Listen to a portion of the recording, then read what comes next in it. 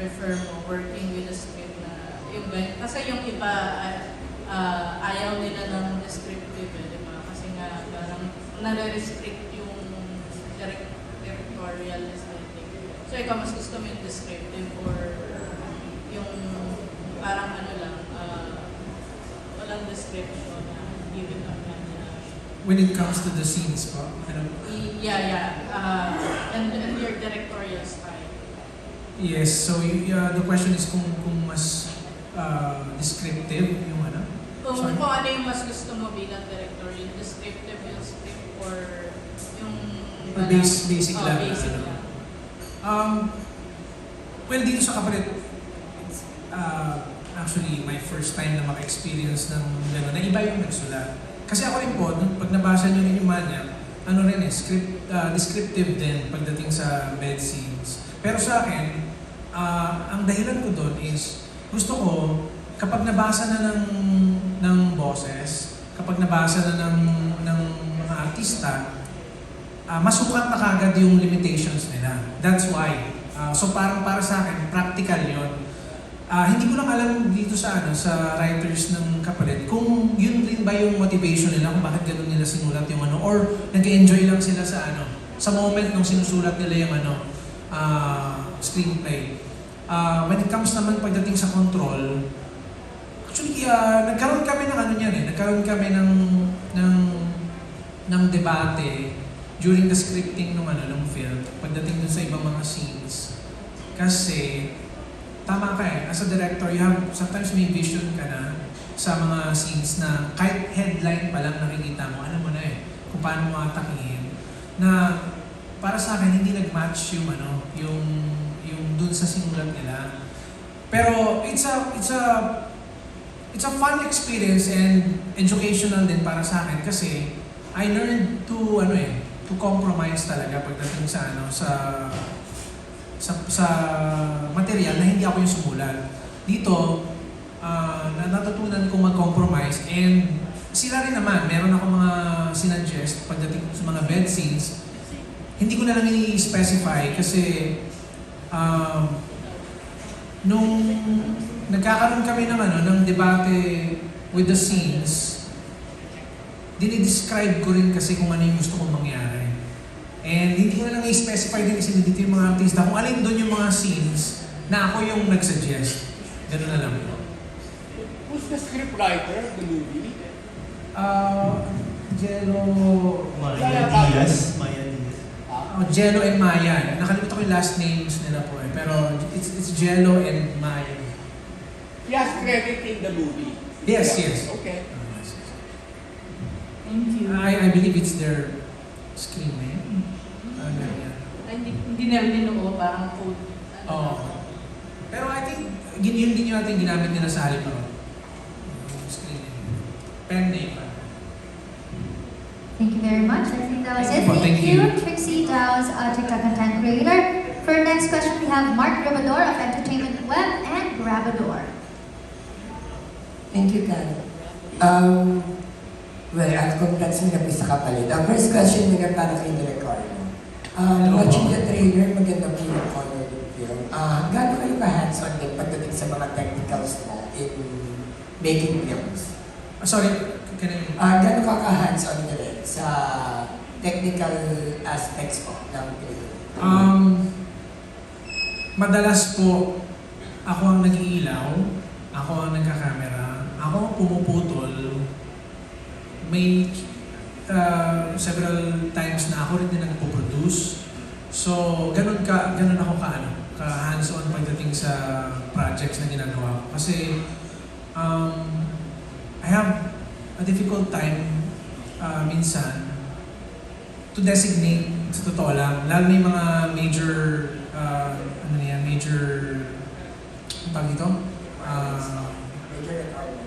designations na yan pagdating sa mismong shoot na. Kasi since isa pa lang yung nakatrabaho ko na cinematographer nung nag-commercial pa ako, sa Japanese. So, if ever siguro nandito siya, baka siya yung magiging cinematographer. Pero wala pa ako nakita po na cinematographer na ganun yung caliber na kakilala ko. Siguro hindi pa ako ganun kalawak yung ano ko sa mga tao sa showbiz. Pero pag ganito kasi yung kabigat na project, natatakot ako i-designate sa iba, natatakot ibigay sa iba. So parang gusto ko control ko yung ilaw ko. Kaysa sa tumagal pa yung shoot namin. And dito, we shot this for 5 days. So may ibang projects ako, umabot pa ng 9, 12 days, ganyan. Pero pag mga gantong 5 days, imbis na iuutos ko, gagawin ko na lang. Parang gano'n. Pagdating naman sa editing, pwede nakagamit naman ako ng ibang mga editors. Pero dito kasi sobrang limited na lang yung time namin kasi March 8 na yung and pinalabas na siya kagabi sa Viva Max Plus. Parang fresh pa yung film from the editing room kumbaga. So, kung ipapasa ko rin yung designation, yung yung trabaho na yun sa iba, baka para na ako sinasakal. So, mas maigi na ako na lang gagawa, parang gano'n. So, hindi ba naku-compromise din yung quality ng film since syempre nasanay tayo ng HD days or HD days? Sorry. That is why exactly, that's exactly why para na ako yung gumagawa kasi ayoko ma-compromise. Kasi pagdating sa technicals ng film, maarte po ako pagdating sa mga shots, ingat na ingat po ako kasi ayoko yung umuulit po na hindi yung acting ng artista yung dahilan. Kasi yung cameraman hindi niya nagawa ng tama yung shot niya, na nanginig siya, na gano'n. So, siguro i-add nyo na lang yun sa ko na kasi OC ako pagdating sa mga bagay-bagay. Kaya mas maigi na ako na lang yung gagawa ko. Ganun. Thank you, Direk. Thank you po, sir.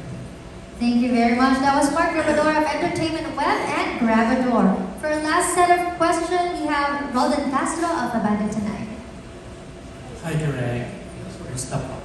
Direk, hindi ka ba nahirapan sa pag-direct ng mga Viva Max stars? Since siyempre yung iba, mga baguhan pa sa pag-arte, nag-challenge ka ba sa kanila?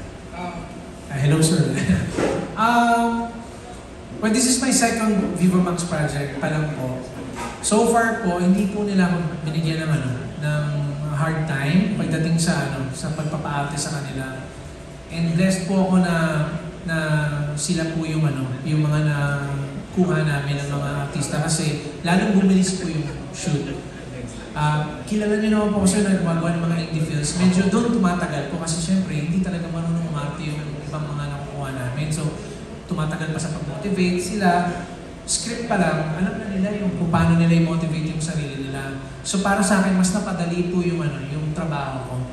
Pero anong mas bet mo? Yung mas king maghubad or yung Sorry, anong mas bet mo? Yung king maghubad o yung acting na hindi ganun kagaling talaga? Yung game ba maghubad? Magaling din umacting? Hindi, kumbaga yun ang kulang sa kanya. Okay. Kahit ano po, pwede sa akin kasi kung may kulang, pupunuin. Gano'n na lang po. So, kung alin man doon, may challenge pa rin naman Para sa akin, siguro yung hindi mabilis or mahirap maghubad, baka yun yung medyo challenging para sa akin kasi dami mo pang kailangan i-explain, i-involve mo pa yung boses minsan, di ba? Pero sa kanila wala pa akong naging problema doon. So, happy po ako. And magaling pa sila umante. Wow, thank you, Direk. Thank you po.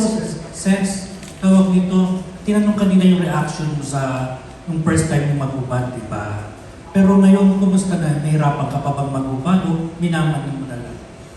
Ando din pa rin po yung kaba. Ando din pa din yung takot. Pero, ano ba? Kasi sa kapalit, hindi ko maiwasang kabahan lalo na umiyak. Kasi hindi ko alam. Natatakot pa rin ako, pero nasasanay naman na. Ayan. Matt, tinatanong kanina yung tanong ko rin kay Matt dito. Hello po. Tinatanong ko rin kay Ses, yung kanina kasi yung reaction nyo sa first time maghubad. Pero ngayon, kumusta yung paghubad? Nahirapan ka pa ba o maning-mani na lang? I wouldn't say na maning-mani na lang. Well, meron pa rin meron pa rin Oo, kaba. May kaba. Yung ilang siguro medyo wala na eh. Kasi more on nakafocus ka na paano na-execute yung eksena. Paano mo magagawa yung objective ng scene na yun. So, yun lang. Kaba to. Okay. Pero ano yung katangian ni Ses sa karika na nagustuhan mo na sana nga itong mga katangian na to nasa isang babae, parang gano'n? Hindi ko masabi kasi nakakasama ko lang sila sa mga eksena eh. So, feeling ko pagkasama ko sila in character. So, hindi ko ma-distinguish ano ba yung totoong sila. Ano yung personality nila. Pero siguro sa surface, si Ses kasi yung makulit, ma-friendly. Okay. Si Ses. Si Rika naman is very gentle. Yun. Kanino ka basta challenge nag-enjoy? Ano pa? Kanino ka basta challenge nag-enjoy? Challenge siguro yung mga posisyon. Okay. Na napakadami. Since napakadami niyang sex scenes nga, so sa tingin ko, nag-iisip ko rin sila direct kung paano ba nila iibahin. No, bawat eksena kasi alam ka naman paulit-ulit na lang. Paano ibahin yung atake, gano'n ka intense dito sa eksena to, or gano'n ka passionate dito sa eksena to. So, yun yung naging challenge kasi paibay pa siya. So pwede kong mag-share dito sa kapalit ng posisyon na kakaiba na pwede mong share sa... Hindi ko alam kung ano yung tawag dun eh. Pero, mapapanood yun na lang po. Direct baka pwede mong describe. Actually, hindi ko rin, dapat mapanood niyo po kasi medyo, lalo na yung sa kanila niya, ni Ses, yung first time nila. Parang kami nahihirap rin umanggulo eh, kasi sobrang parang acrobatic na halos yung position. Hindi ko rin alam yung tawag kasi pinakita lang sa akin ng assistant director namin. Okay. Parang, medyo, paikot-ikot din yung leg ko eh, nung time na sinushoot ko. Pero, hopefully nag-work naman kasi nag-enjoy naman sila sa scene na yun. Pero, sobrang masakit yata yung likod nila, parang gano'n after nun. Yun na lang po. Hanggang doon na lang po sa masakit yung likod. Okay, last question direct. Bakit kailangan panoorin kong kapalit? Para sa akin, kailangan yung panoorin yung kapalit kasi napaka-importanting lesson to pagdating sa pang-araw-araw ng buhay natin. Lalo na araw-araw nagde-decide tayo kung ano yung pupursue natin. Maski nga sa sa pagkain, di ba? So, para at least mag-ingat tayo, it's a cautionary tale kasi yung kapalit. Para ingat tayo, hindi tayo sige-sige manood, mag-decide sa mga pipiliin natin sa buhay natin kasi hindi natin alam kung ano yung kapalit. Ang iniisip natin siguro, pag mas madaling makuha, mas maganda. Madalas hindi ganun po yung case. Lalo na dito sa pelikula po. Thank you po. Thank you for all your questions. That was Roldan Castro of Abandon Tonight. Thank you everyone for staying with us until this moment and congratulations.